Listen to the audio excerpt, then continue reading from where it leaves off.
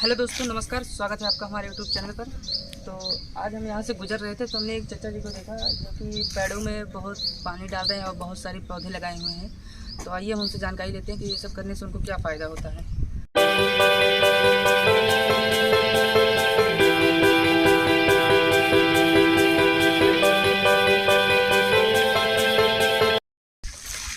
हाँ चाचा जी, रुका रुका थोड़ा रुका। हाँ साहब बताओ।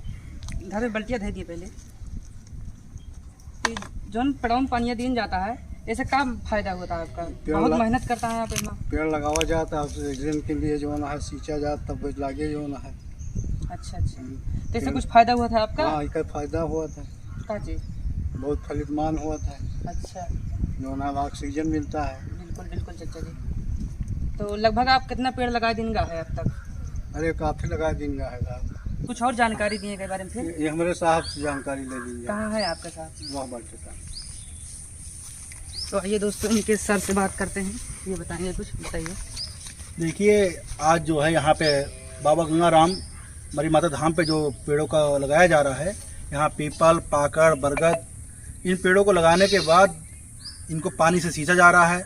पानी से सींचने के बाद जैसे पीपल का पेड़ पूजनीय होता है और इसको पूजा जाता है, लोग इसकी पूजा करते हैं, बड़ की पूजा करते हैं, बरगद की भी पूजा करते हैं। तो ये और चितवन जो होता है ये शोभाकार होता है। तो एक वृक्ष जो होता है वो सुपुत्र के समान होता है। जी जी बिल्कुल। यानी कि अगर पेड़ लगाना है तो अगर हर व्यक्ति को पेड़ लगाना चाहिए। जी जी बिल्कुल।